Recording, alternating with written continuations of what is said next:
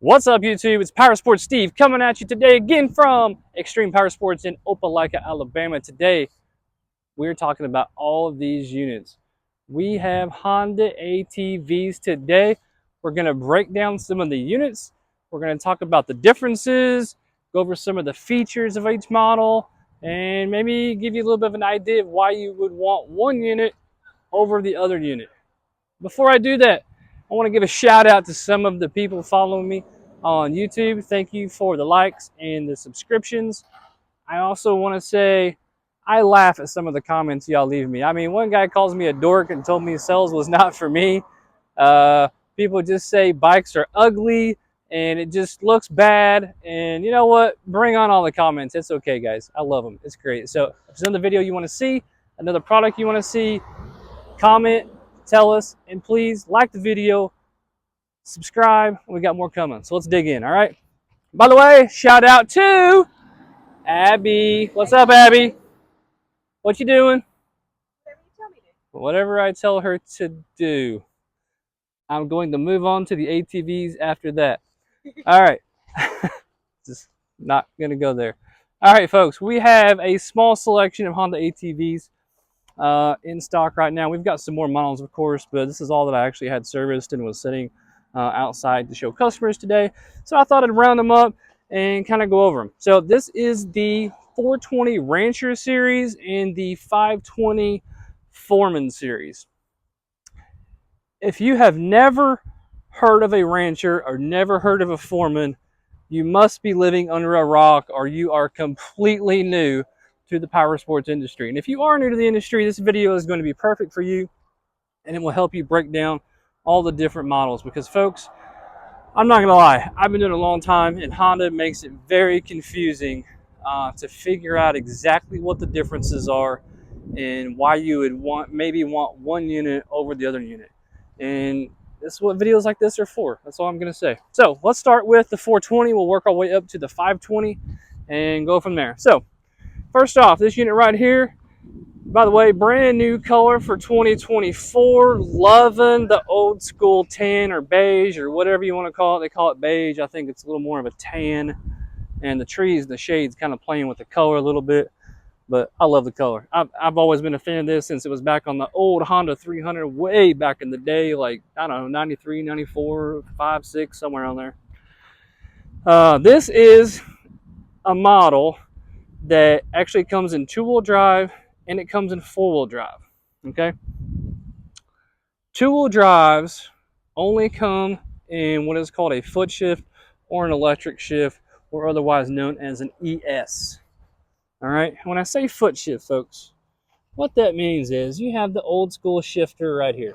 All right, 5-speed transmission, semi-automatic clutch, which means you can drop this thing into gear and it will not go anywhere until you give it gas.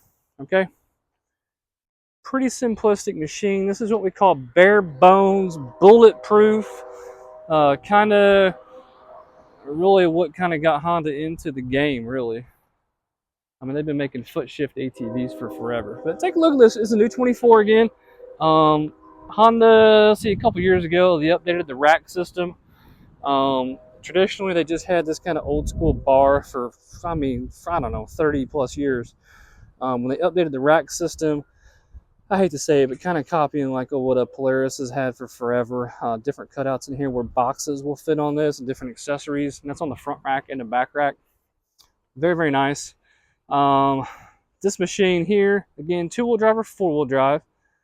You can also get an electric shift. And when I say electric shift, just real quick, electric shift's going to have these buttons on here. So instead of using your foot down here at the bottom, you can see there's no shifter on this model. You'd use the buttons up here to shift up and down. Okay? We'll talk about more on that unit here in just a minute. It's a little bit different than just a plain electric shift. But anyway, so foot shift, two-wheel drive or four-wheel drive. This is a four-wheel drive model. Of course, it has the four-wheel drive selector on here, two-wheel drive and four-wheel drive. We'll give you a brief little look at the display. I mean, nothing super fancy here. This one's all dirty. I mean, we just got this thing out of a crate. You haven't even touched it. Speedometer, gear indicator, fuel gauge at the bottom, of course, neutral light.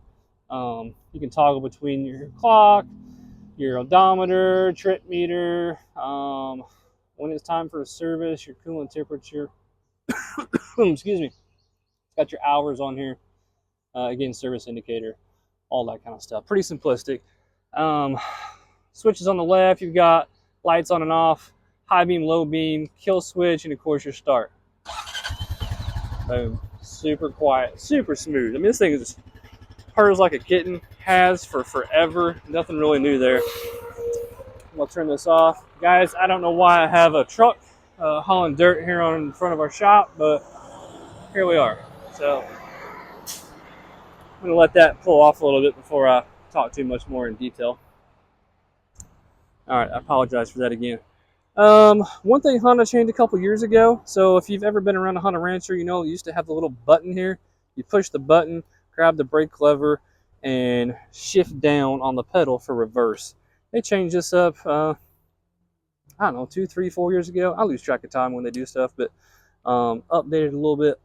And then you're going to see it's a little bit different on the other models as well. So just to let you know, that's what for reverse is for. Also, if you look on here, it's got a P and R. So you would squeeze this so that basically it's going to grab the second cable, which is for reverse. Squeeze it to pull it. Shift down.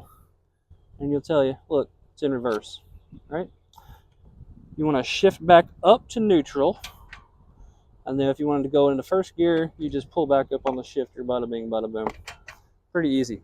So if you don't want to use reverse, you want to use the parking brake feature, you would squeeze the brake, push this up. Oh, I didn't squeeze it hard enough. Hang on, can't hardly do it with one hand.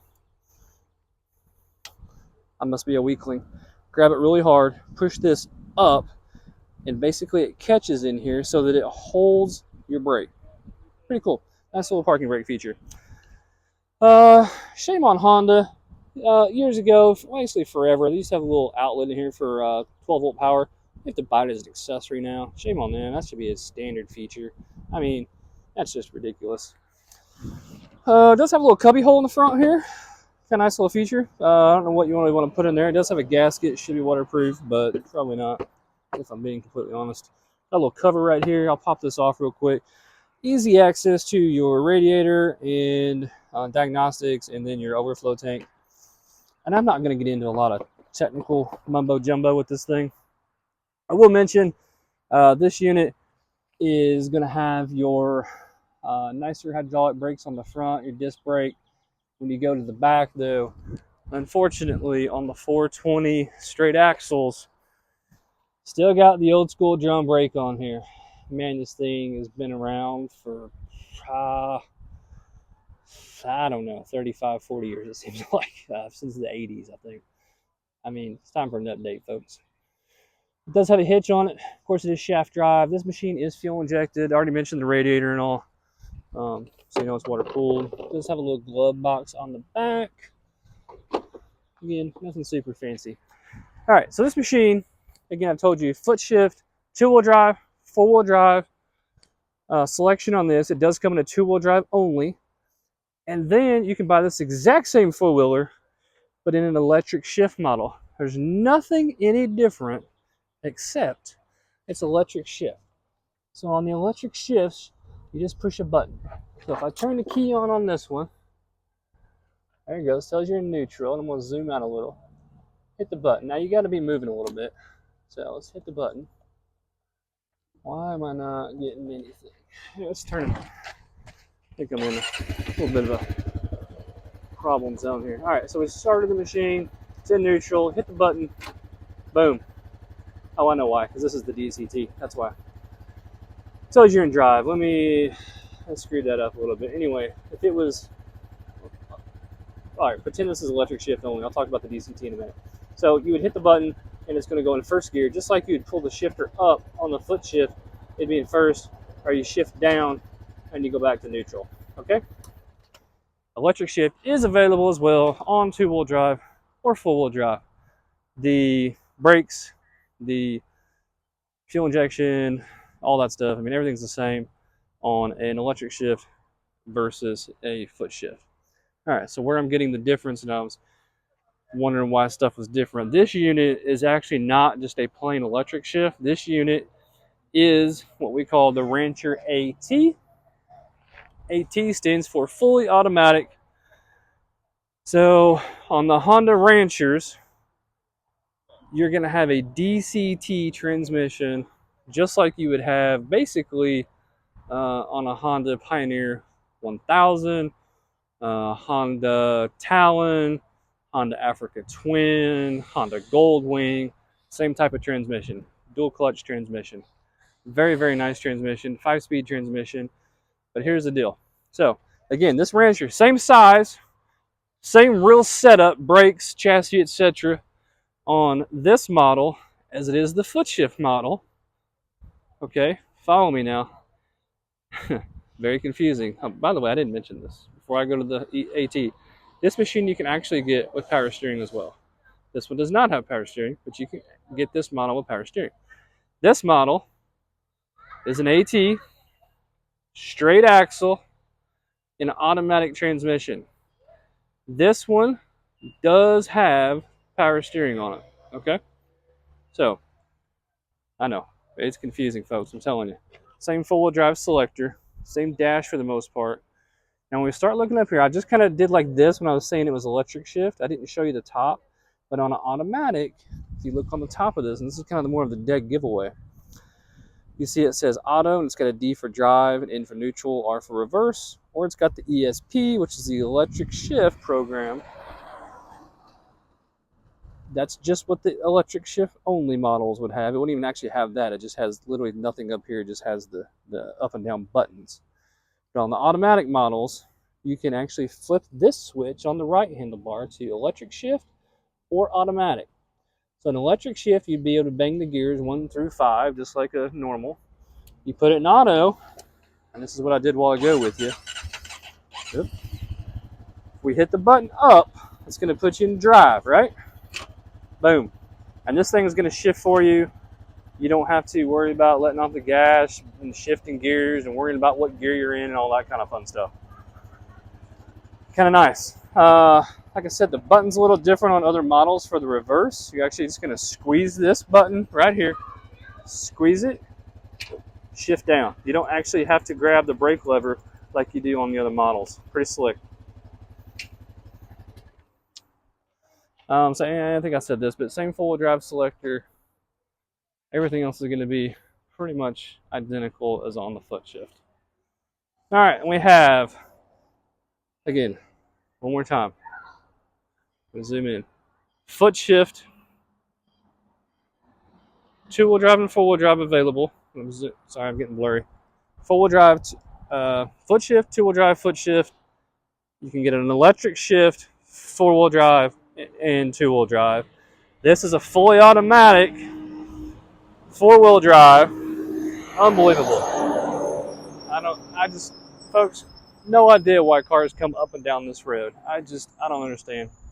We've had to stop them with the city once before, and I guess we're going to have to do it again. At least until we move. So again, this is a fully automatic, four-wheel drive with power steering, okay? Next, totally different machine as far as chassis goes. Same size for the most part as the 420s, as far as overall footprint goes. This is a fully automatic DCT with power steering. And by the way, this is a new orange for 24. Love the color. The difference is this guy has independent suspension. This is a big deal. This is the smallest Honda four-wheel drive ATV that they make that has independent suspension on it. So everybody wants independent suspension for the better ride. They have more ground clearance. And let me just look at this model.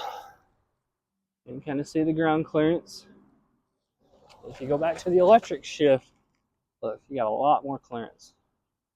You don't have the the drive shaft, rearing gear and everything hanging down low, or the brakes really for that matter. On the side. Everything's tucked up out of the way on the IRS. Totally different inline braking system, disc on the back on the independent suspension ATV. So in a nutshell, better ride, more ground clearance, better rear brake, and sets just a little bit higher overall as well compared to a straight axle. And that's it, folks. See if you like the new color. What do you think of the new orange? I love it. I had an orange 350 Rancher. Well, shoo-wee, let's see. I hate to say it, that's been 23, 24 years ago now. That just seems crazy to say that it's been that long. All right, folks, let's skip over to the 520 line. All right, we are going to start with this guy. Now, these are both red, and I'm sure you're going to probably look at these and be like, huh, they really don't look any different. They're not really too much different. This guy right here, foot shift, full-wheel drive, plain Jane 520. This machine, 520 Foreman electric shift with power steering. So again, setup, same chassis, same brakes, same motor and all that. Difference is electric shift and power steering. Okay. What's cool about the 520 series compared to the 420 here is you have this third headlight right here on the 520s. You don't have the third light on the Rancher, unfortunately. I love the third headlight, especially if you ride at night. I mean, this thing's just, it's so much better to have. Similar rack setup on the 520s with the cutouts for the different accessories. All right. Now we get to moan and groan a little bit more. You can see the same old school brake on the 520. I mean, it's just unreal that it's still here, but here it is. Same glove box door on the back. The 520 has a little bit of a little storage box on the left fender here. The 520, this is what I was talking about on the 420. 520 has the 12-volt power outlet. And a little cubby right here. Don't know that this is actually good for anything because I'd lose whatever I put in there, but it is an option. All right, so one feature the 520 has that is actually 520 Honda is the only Honda that actually has it. And folks, that's the diff lock. So when I say diff lock, we'll take a look at it. What I'm talking about here is up on the handlebar. So the Honda Ranchers and even the Honda Rincon actually has the, basically when you're in two-wheel drive, you just got your, solid axle on the back or independent, whatever, on the back, and it's two-wheel drive. You hit the four-wheel drive selector and it runs a limited slip front diff on the front. So if you're ever climbing a log and you get one wheel up in the air, you're going to have one wheel kind of just turning, doing nothing, and no power going to the other wheel. On the 520, you can push in your button for full-wheel drive. Now I'm not going to start it yet. Pushing in for full-wheel drive. This is going to be the standard limited slip front full-wheel drive. And then you flip this up, and it's going to lock the differential on the front. So all four tires are going to lock on this machine and pull. It's going to give you the most traction that you can possibly get. And it is just, every ATV should have this that comes in full-wheel drive. I don't know why some don't. Seems like a no-brainer to me. But nonetheless, there are still a bunch that do. Similar dash, really, not really any kind of a difference there on this guy compared to the, actually I'm going to start it because I don't think I started it. Sounds just like a 420 almost, maybe a touch deeper, but not much. So let's talk about why you buy one over the other, guys and girls. Honestly, if people would be honest with themselves, a 420 Rancher would probably do anything you want to do, take you anywhere you want to go. Top speed's around 55, 57 miles per hour. 520 actually has about the same top speed. Horsepower, not a big difference, to be honest with you folks. Some of you are going to yell at me and say it is, but there's not. And a little bit more grunt on the 520 being that bigger CC, but there's not a big power difference. Where you get what feels different is the gearing on the 520. The gearing is drastically lower than what's on the Rancher. What I tell people is basically if you want something to work with, you're going to pull with, you're going to haul, you're just going to do a little more heavy lifting, quote unquote, buy the Foreman. The Foreman is about $1,000 more if we're comparing foot shift to foot shift, Rancher to Foreman. For $1,000, you get the locking diff, the third headlight, and a lot more grunt in the terms of lower gearing on the 520. That to me is worth it all day long, every day, and twice on Sunday. I just don't know why you wouldn't want to spend the money. Ranchers, again, a little more recreational, do everything, plenty fast, plenty powerful. When you go up to the Independent here, the nice machine, this is someone that just wants a mid-sized ATV. It has plenty of power. It's fast enough. It's got a little better ride. It's got a little more ground clearance. It's got a little better brakes. This is more of just your luxury Honda ATV, I'm going to call it. Oh, one thing I didn't mention, folks. 520s. I don't have one right now because it seems like they are unobtainable almost. But the 520 Honda, this is the Foreman series. There's actually a Foreman Rubicon. I won't even get into the debacle on the Rubicon and Foreman and all that for you. You can look that up on your own. But anyway, Rubicon series, it comes in a foot shift.